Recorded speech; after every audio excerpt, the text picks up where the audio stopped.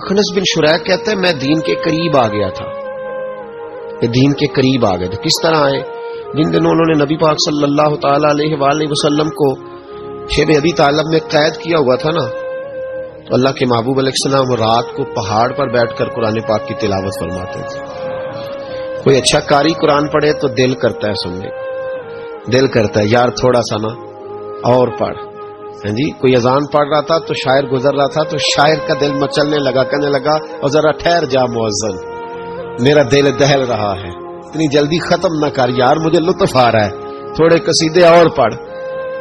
تو کوئی اچھا قاری قرآن پاک پڑھے نا، اچھا قاری، تو بندہ مست ہو جاتا ہے.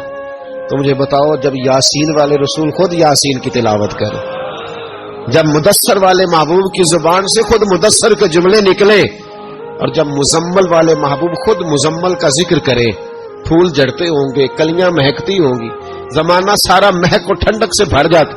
نبی پاک صلی اللہ علیہ وسلم پہاڑ پہ بیٹھ کے پڑھتے تھے رات کو، تو وہاں نا ابو سفیان بھی آ گئے سنتے سنتے، کیونکہ انہوں نے پابندی لگائی ہوئی تھی کہ کوئی بھی بندہ وہاں نہ جائے، سوشل بائیکاٹ معاذ اللہ کیا ہوا تھا، کوئی نہ ادھر جائے. تو سنتے سنتے ابو سفیان آ گئے.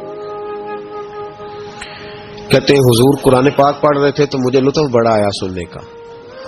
تو وہاں ایک قریب جھاڑی تھی تو ابو سفیان جھاڑی میں بیٹھ گئے. ساری رات نبی پاک نے قرآن پاک پڑھا اور ساری رات انہوں نے سنا. ہمیں اتنا ذائقہ بات سن کے بھی تو آنا چاہیے نا. کہتے ہیں اب مجھے نہیں پتا تھا کہ اخنس بن شریح بھی کہیں آیا ہوا ہے. اس نے بھی وہی بھی یہ دیکھنے آیا کہ کہیں کوئی وہاں آیا ہوا تو نہیں، وہ بھی کسی کونے میں جھاڑی میں بیٹھ گیا. حضور قرآن پاک کی تلاوت فرماتے رہے، وہ ساری رات سنتا رہا. ادھر سے کہیں ابو جال بھی آ گیا. پتھر دل تھا، پر میرے مصطفیٰ قرآن پڑھتے تھے تو کان اس کے بھی کھڑے ہو جایا کرتے. ساری رات تلاوت سنتے رہے. تینوں پکے کافر جھاڑیوں میں بیٹھ کر تلاوت سنتے رہے. صبح جب جانے لگے تو ملاقات ہو گئی. تو کدھر آیا تھا؟ اس نے کہا پہلے تو بتا تو کدھر آیا تھا. میں تو آیا تھا دیکھوں کوئی آیا تو نہیں.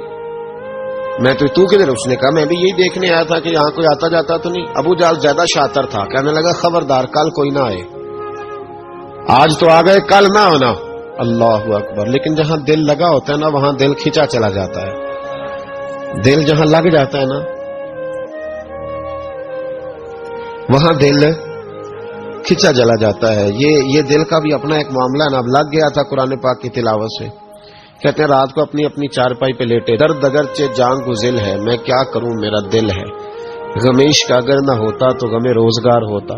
اور وہ مزہ آتش نے کہا تھا، وہ مزہ دیا ہے تڑپ نے کہ میری آرزو ہے یا رب میرے دونوں پہلوؤں میں دل بے قرار ہوتا. کہتے ہیں کہ اگلی شام پھر آئی، وہی کیفیت، وہی انداز، وہی شوق. چارپائی پہ لیٹے پر کانوں میں وہ آواز رس گھولے. لیٹا نہ گیا، اٹھے پہنچے، لیکن آج جگہ بدل کے بیٹھ گئے تینوں. صبح ساری رات سنتے رہے محبوب کی تلاوت. صبح اٹھے تو پھر چوک میں ملاقات ہو گئی. تو کدھر آیا تھا؟ تو کدھر؟ ابھی بات ہونے. ابو جال ذرا زیادہ شاطر تھا، کہنے لگا میں تو تم دونوں کا خیال کرنے آیا تھا، کہیں تم دونوں تو نہیں آئے، یہ دیکھنے کے لیے آیا تھا. اللہ اکبر. 3 دن مسلسل آتے رہے اور میرے مصطفیٰ کریم کا ساری رات قرآن پاک سنتے رہے. اب اخنس بن شریح کہتے ہیں کہ میں پورا قریب آ گیا. میرا دل کہتا تھا کہ یہ سچے ہیں. کہتے میں نے تیسرے دن مشورہ کیا. میں نے کہا یار پتا تجھے بھی ہے مجھے بھی ہے کہ نہیں آنا، پر ان کی آواز ایسی ہے، وہاں لذت ایسی ہے، نہیں نہ رہا گیا تجھ سے بھی. مان کیوں نہیں جاتا کہ ساری باتیں اپنی جگہ پر ان کی بات کانوں سے ہو کے دل میں اترتی چلی جاتی ہے، مانتا کیوں نہیں. اخنس بن شریح کہتے میں پورا قریب آ گیا، پر ابو جال نے مجھے پھر گمراہ کیا. کہنے لگا یار یہیں رہے ہیں، بچپن بھی یہیں گزارا ہے، معاذ اللہ 2 ہاتھ ہیں 2 آنکھیں ہیں، سارا کچھ وہی ہے، کان پٹیاں سفید ہوئی ہیں تو کہتے میں اللہ کا نبی ہوں معاذ اللہ. اس نے وسوسہ اندوزی کی تو کہتے میں پھر بیک ہو گیا. آپ کیوں نہیں اس شخص کو جانتے جو وسوسہ اندوزی کرتا ہے؟ آپ اس جگہ کیسے چلے گئے جہاں وسوسہ اندوزی ہوتی ہے؟ یاد رکھیں اس جگہ جائیں جہاں جانے سے دل صاف ہوتا ہے، جہاں جانے سے دل کا زنگ اترتا ہے، آپ کے وسوسے دور ہوں گے.